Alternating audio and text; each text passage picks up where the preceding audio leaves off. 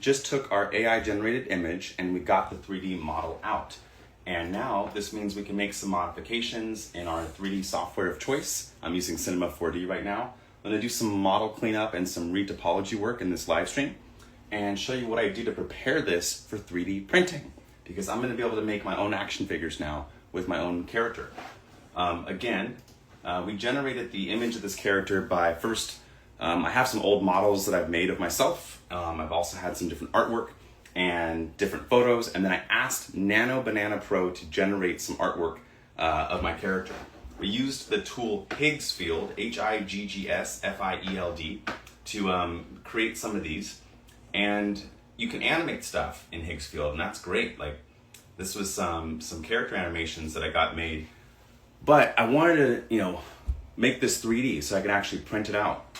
For example, I printed this at home with my 3D printer, and I've printed entire shoes that you could wear. I have like a little 3D printer. I'm looking for my shoe over here. I can't see it at the moment. Normally I have it on the wall. Oh, here it is. So like, this is another object that I've printed. I've printed this on my 3D printer. So this is the size that I want to have. I was able to print this entire shoe. This is my shoe size. This is the largest that I can print in one print go. And so I'm gonna show you now how I prepare this AI, what was once an AI generated image, which is now 3D geometry, and then how I prepare it in my 3D software so that I can print it out physically and then place it on the desk. That's the plan. The 3D printing is slow, but preparing it is fast. Did that robot just move? Yes, this is a robot that I built, and I ran some of my own custom code on it, but it's got 9 servo motors. I trained it to kind of respond to my emotions and what I'm saying. So let me see. Can you do a little dance? Dance, please. It's feeling a little moody right now. But anywho, let me get to it. All right, so we got the 3D model. And so one thing you'll notice is a lot of these AI generated software, even though the model looks good, looks really good at a first glance, especially when you compare it to the reference image that I used to kind of get it to generate. This looks good at a glance, but I'll show you where it starts to fall apart. And that is at the topology level. So if we go to display the topology, right now it's made out of a lot of triangles, which are not like bad by default. Triangles are quite awesome to work with when you're animating and stuff, but this is just too much information. And I mean, we can 3D print this by all means, but I might want to do some cleanup on the geometry. And it's hard to clean up geometry as triangles without having to like manually sculpt everything. So what I first do is when we're in this topology mode, I go in and I use a tool called Quad Remesher to essentially clean up the model to make it not made of so many parts. It will just make it a lot easier because we now have to kind of break up this character into a bunch of different components to 3D print this, because it's such an awkward position to have the character in. And so what I'll do is I'll grab the geometry, and for starters, just see what happens if I'm going to duplicate it, hide the copy, and I'm going to take this geometry and then just see what happens if we were to remesh this. So a remesh will try to turn all those triangles into a few quads. Let's take a look. So it's processing. I see it thinking in the lower left-hand corner here. So again, look, we have all these triangles. Let's see if it transforms these into good quads. Still letting it process. Okay, actually that's pretty good. Wow, that was actually remarkably fast and remarkably good. Okay, amazing. I was not expecting it to be that clean on the first go. There's usually more work involved, but what I can now do is reduce the number of polygons. So I can use this tool called Z Remesher, and let's say we want to reduce the polygon count. It's at 100 density right now. Let's say we set it to 43% of that, And now it's gonna reduce the number of triangles a little bit. Let's see what it gets. It's calculating, it's using the CPU to do this. So if you don't have a really strong computer, these kind of processes don't run as smoothly as I'm showing or as quickly. But this is looking pretty good. And just like, I love how, what it treated the ear with. And before, after. Before, get all these triangles, really dense. And then afterwards, we have nice, smooth quads. A quad's another way of calling like a square or a rectangle. And quads are much easier to paint and texture. This software is Cinema 4D. You could use Blender for free though. But I don't have any skills in Blender, so I don't use it.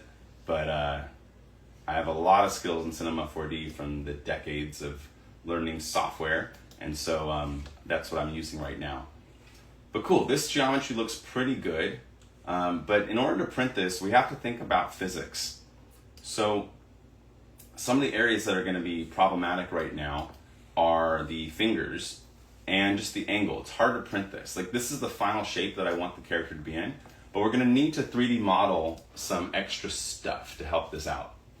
One of the first things that we're going to need to model is, first off, we're going to need to break up our model into all of its parts. So I'm going to take this geometry and just convert it down. I just wanted to make sure that I could convert it to a smaller object. But if you take a look now at our before and after, that's what the model looked like with high density mesh, all triangles. And now it's like these lower density.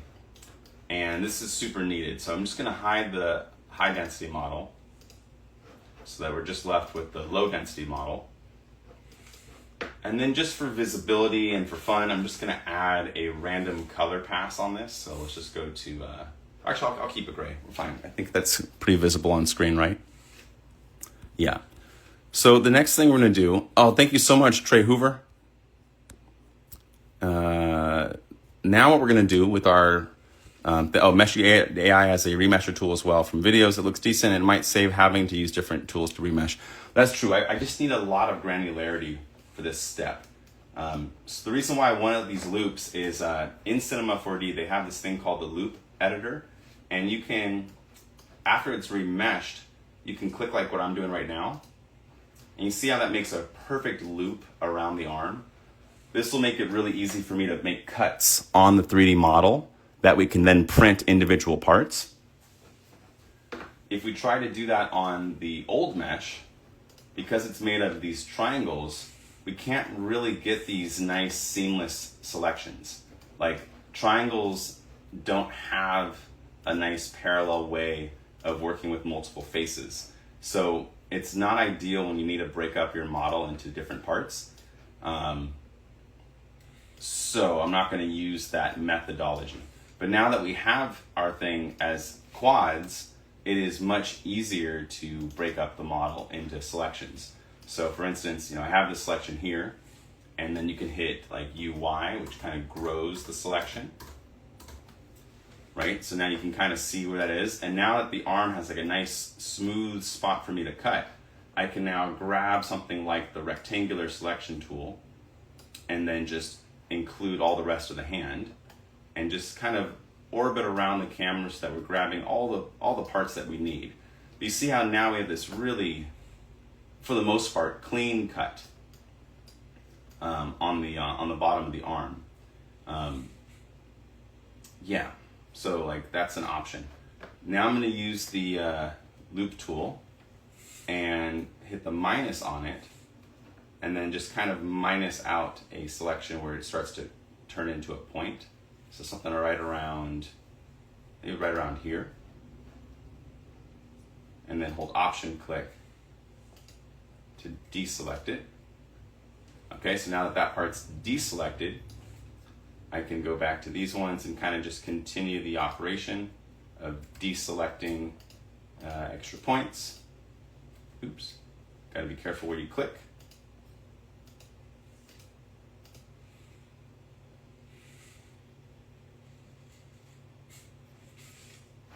All right, great. And then I don't know how to separate just that section over there. I'll just manually brush, I'll just turn the brush off on this section over here.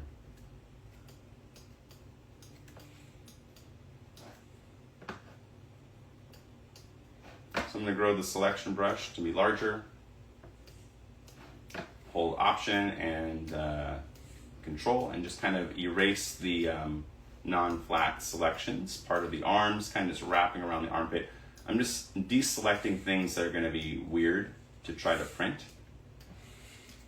And now that the arm that I have is all selected, I'm going to copy it, all of its points, delete it, and then paste it onto a new layer.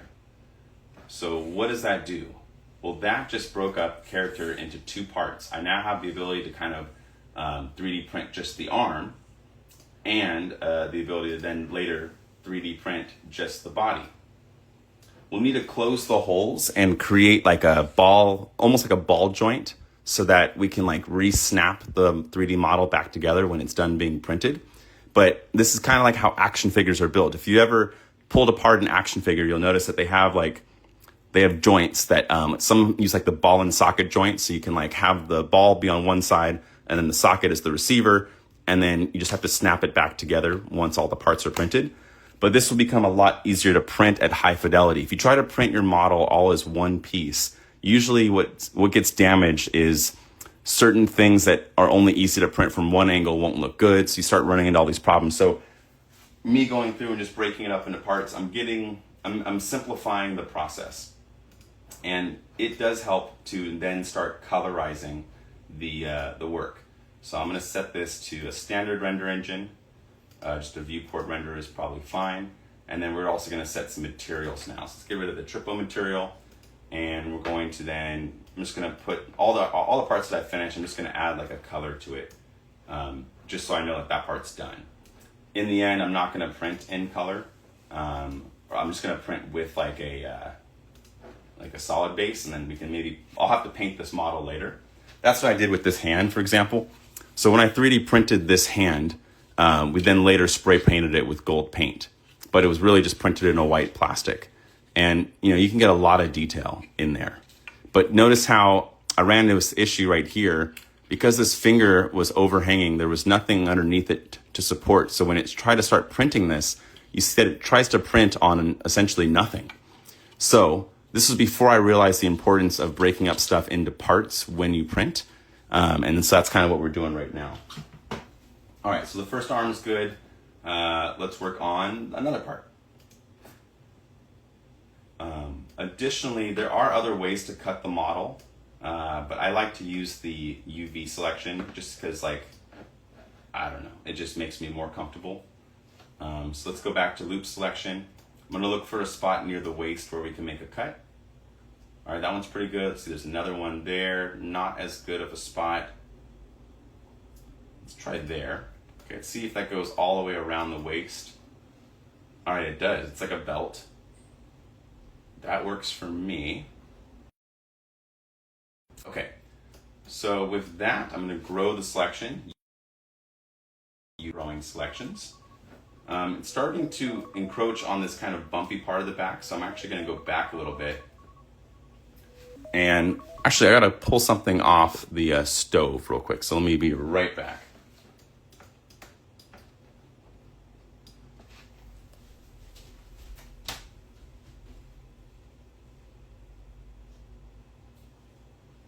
Maybe just a beat longer. Okay. So we got the arm separated, great, and then I was starting to grab the torso here. Yep, oops, wrong spot. So again, you can't really use this loop selection tool that I love so much when you have bad topology. And there are tools, AI tools, that have good topology now, but they're not perfect by any means. So yeah. Okay, so we got that torso, and now I'm going to grab just like a circular brush. Actually, not even a circular, let's just do a lasso selection. Hold shift and just kind of lasso the whole bottom part. And so now all of that's selected. Great. Almost great. I wish I could separate the torso a little bit better because I don't want it to, that's a weird spot to cut or to 3D print. I want to print kind of as flat as possible. So I'm trying to create a line right there. Let me think. Okay, one approach actually, let's see if I do UI grow selection. If I do UR, oh, that reverses the polygons. UI. Okay, UI flips the selection. That's invert. What is what's the opposite of grow? So grow selection is one option. I'm trying to see what the other one is. See, yeah, I forgot. Align normals, collapse, disconnect, remove, restrain, invert, shrink. Oh, shrink selection. Okay, so it's K. So with the selection made, we're gonna do the U and then hit K, and that will reduce the selection until we get to that nice flat spot. That looks really good. UK, UK, UK, UK, UK, UK, UK, UK. All right, so now we have a nice, fairly flat selection, minus this weird little hiccup here. I'm gonna just manually unselect those with the control button. And now we have our next piece of the puzzle selected. So I'm gonna copy it, delete it, and then paste it onto its own layer. So now we have our second part. And I'm going to give this a new color, excuse me, and paste that down there. Great. So now the lower half of the body will be easy to print, the arms will be able to print. I'm going to now separate maybe this arm as well.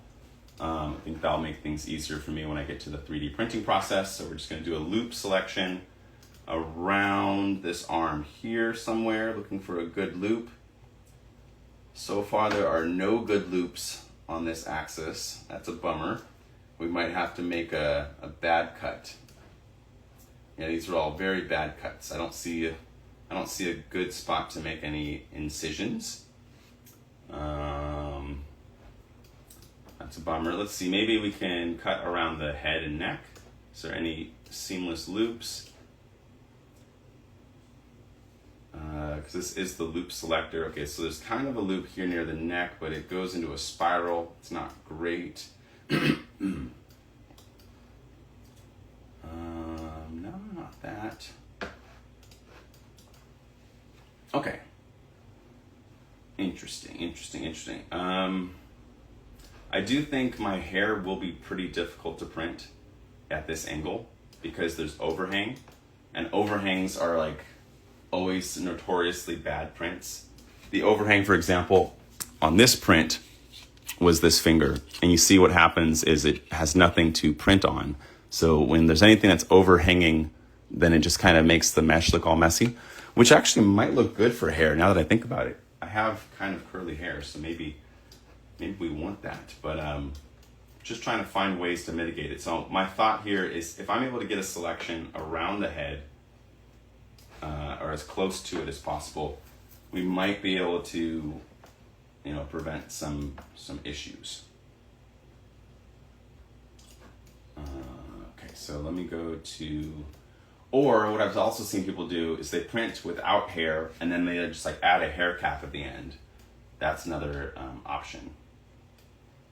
The glasses are probably gonna break when I print as well, but I'm not totally opposed to that.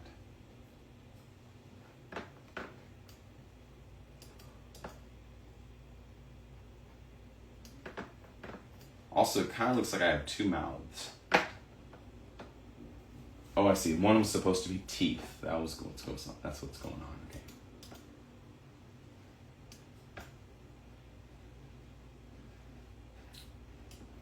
Okay.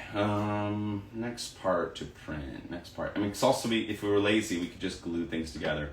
But there's a website called Thingiverse, THINGYVERSE.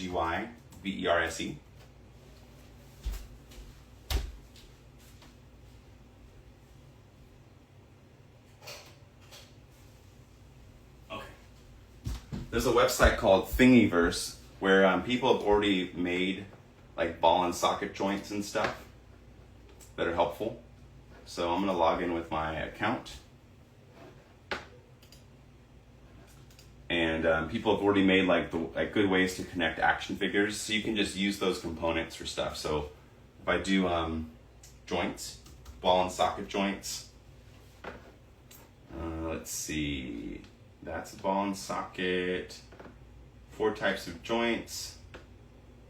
I'm looking for just an easily reusable ball and socket kind of joint thing.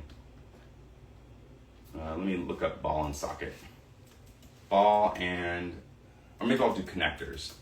CONN connector. All right, these are pins, connectors, other different gradings.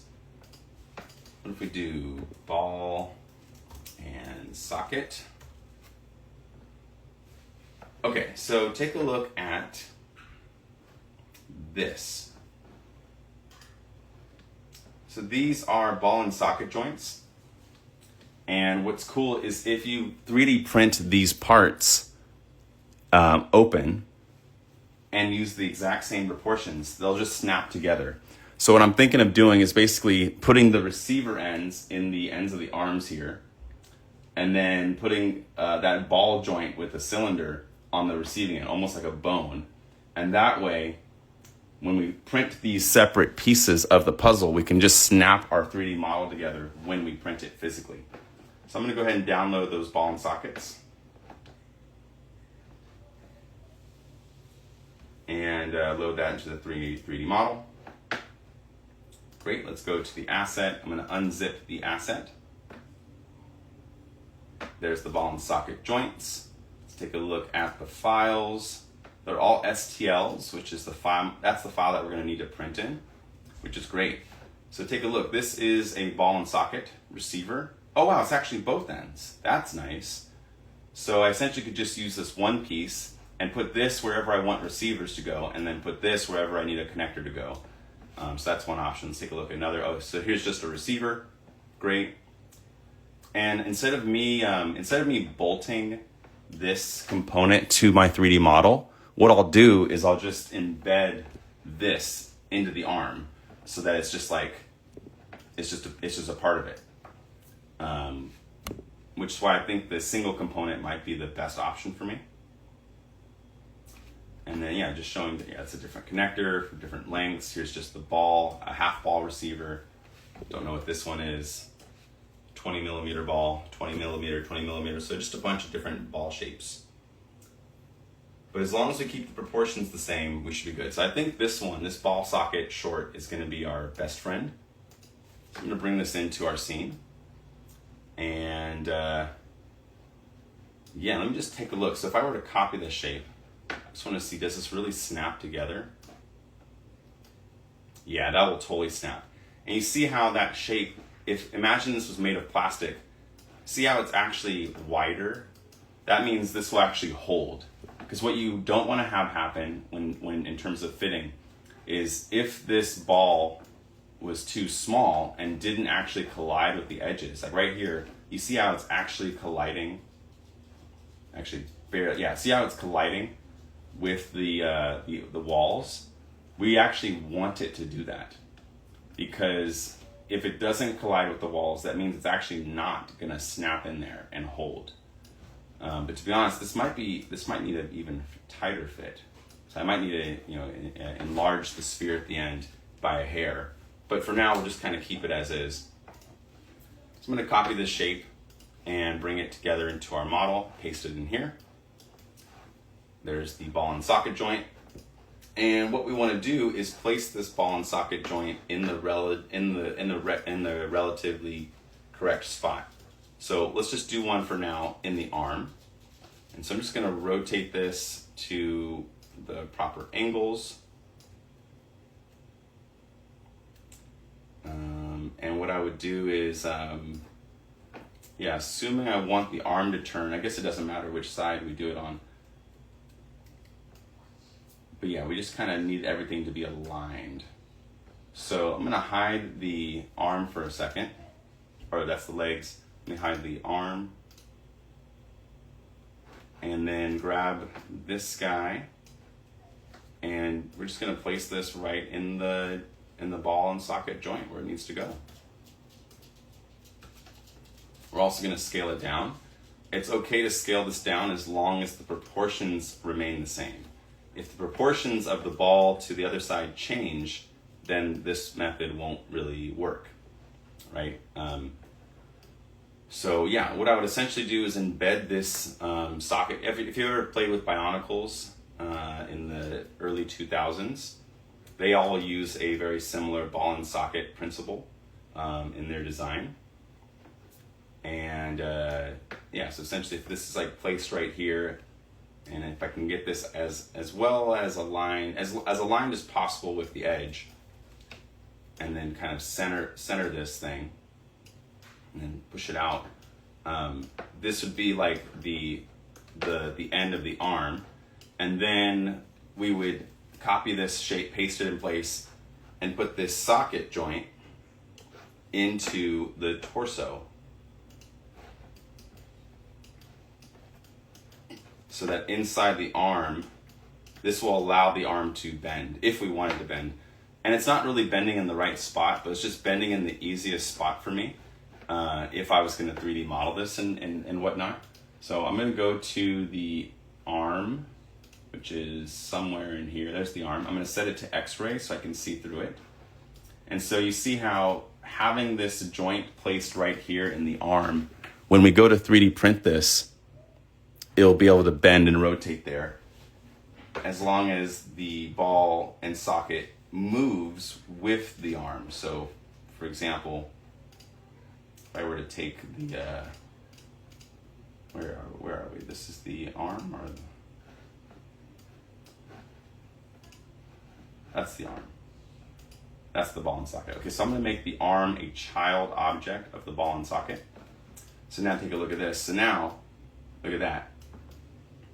This will allow us to snap the character back together. You see how that would work? Because that ball and socket talk to each other. And if I get them fitted properly, this should work.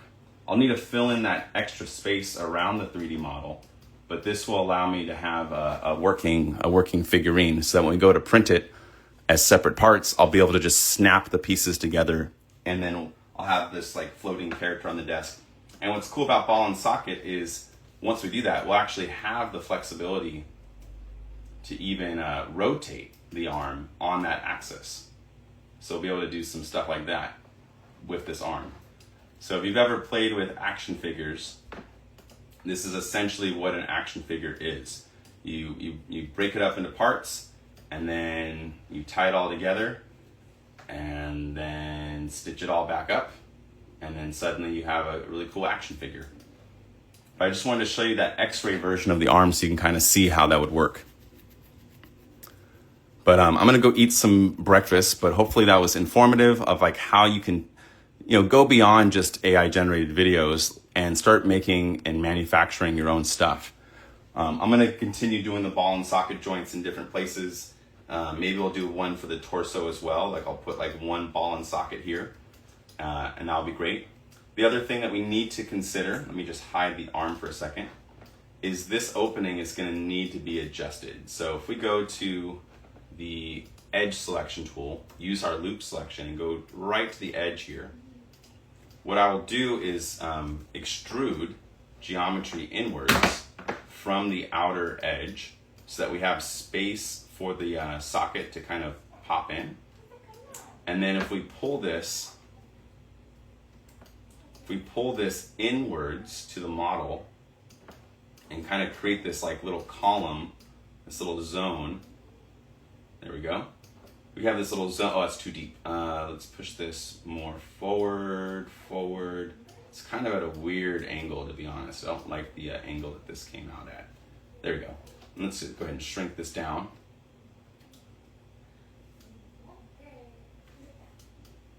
I'm just going to rotate that point. Cool.